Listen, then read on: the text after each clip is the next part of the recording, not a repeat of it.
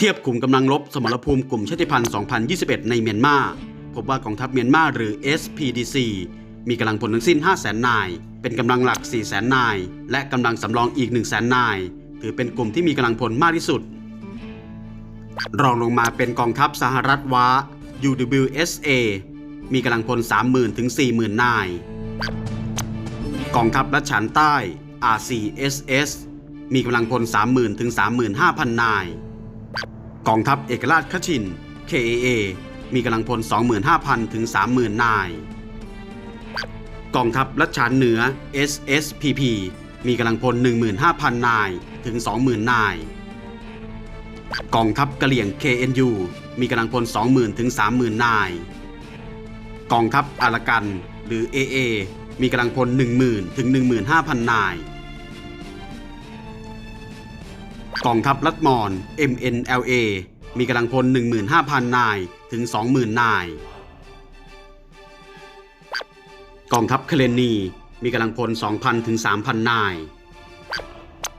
กองทัพตะอ้าง TNLA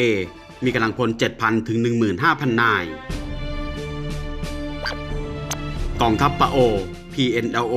มีกำลังพล 2,000 ถึง 3,000 นายกองทัพเมืองลา NDAA มีกำลังพล 4,000 ถึง 5,000 นายกองทัพโกกั้ง MNDAA มีกำลังพล 5,000 ถึง 7,000 นายกองทัพลัดชิน CNF CNA มีกำลังพล 2,000 ถึง 4,000 นายและกองกำลังพิทักษ์ชายแดนหรือ BGF 6,000 ถึง 9,000 นายทั้งนี้หากรวมกำลังพลของทุกกลุ่มชาติพันธุ์ในอัตราสูงสุดจะพบว่ามีทั้งสิ้น 168,000 นายต่อกองทัพเมียนมา 500,000 นายเท่ากับ1 ใน 3ของกองทัพเมียนมาอย่างไรก็ตามด้วยชัยภูมิที่ทุกกลุ่มชาติพันธุ์ที่ปิดล้อมกองทัพเมียนมาอยู่แทบทุกด้านดังนั้นหากกลุ่มชาติพันธุ์เปิดศึกพร้อมกันกองทัพเมียนมาอาจต้องแบ่งกำลังกระจายรับศึกทุกสารทิศนั่นทำให้กองทัพตัดมาดออาจเพียงพล้ำได้ดังนั้นกองทัพเมียนมาจึงเดินเกมผูกมิตรกับกองกำลังชาติพันธุ์ที่เป็นพันธมิตรโดยเฉพาะมิตรยาวนานอย่างกองทัพสหรัฐว้า UWSA และ BGF รวมถึงไม่ทะเลาะกับกองทัพรัชฉานเหนือ SSPP พันธมิตรแนบแน่นของ UWSA ที่เคียงข้างกองทัพสหรัฐว้าในทุกกรณีทั้งนี้เมื่อพิจารณากำลังพลของ3กองทัพคือกองทัพสหรัฐว้ากองทัพรัชฉานเหนือและกองทัพ BGF มีกำลังพลรวมกันกว่า 69,000 นายและเมื่อรวมกับกองทัพตัดมาดอยิ่งทำให้กลุ่มก๊กนี้ของเมียนมาและพันธมิตรมีกำลังพลเพิ่มมากขึ้นถึง 569,000 นายและในทางกลับกันยิ่งทำให้กองกำลังกลุ่มชาติพันธุ์แทบปิดประตูชนะเพราะจะทำให้มีกองกำลังกลุ่มชาติพันธุ์กำลังลดลงจาก 168,000 นายเหลือเพียงราว 99,000 นายยิ่งทำให้กำลังพลน้อยกว่ากองทัพเมียนมาและพันธมิตรรวมกันเกือบ4เท่าตัวและกองทัพเมียนมาก็จะกระจายกำลังไปทำศึกกับกลุ่มชาติพันธุ์ทั้งกะเหรี่ยงคชินลัดฉานได้อย่างสบายใจมากยิ่งขึ้น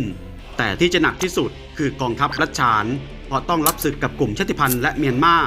ทั้งกองทัพสหรัฐว้าลัดฉานเหนือและตะอางที่แม้กองทัพตะอางจะเข้าร่วมกับกองทัพเอกราชคชินและพันธมิตรฝ่ายเหนือแต่ก็รวมทีมกับกองทัพลัดฉานเหนือรบกับกองทัพลัดฉานใต้ RCSS ของพลเอกเจ้ายอดศึกด้วยกองทัพเมียนมาที่นำโดยพลเอกอาวุโสมินอองไลน์รู้ดีว่าการรวมกำลังของทุกกลุ่มชาติพันธุ์เกิดขึ้นได้ยากเพราะแต่ละกลุ่มมีประวัติความเป็นมาต้นกำเนิดที่แตกต่างกันภาษาเชื้อชาติผลประโยชน์และเอกภาพที่ยากจะรวมเป็นหนึ่งเดียวแม้จะมีการเกาะกลุ่มเป็นก๊กเป็นกวนแต่สุดท้ายก็ต้องแยกออกจากกันโดยความเป็นคนละชาติพันธุ์ดังนั้นสมรภูมิชาติพันธุ์ 2021 จะเป็นจุดเริ่มต้นของข้อตกลงการอยู่ร่วมกันแบบสหพันธรัฐที่แท้จริงเคารพในสิทธิและเอกราชของแต่ละชาติพันธุ์หรือจะเป็นรัฐที่ต้องถูกเรียกว่ากองกำลังติดอาวุธที่ไร้เอกราชไร้สิทธิ์ในดินแดนที่เคยเป็นของตนเองขึ้นอยู่กับทุกกลุ่มชาติพันธุ์ในเมียนมา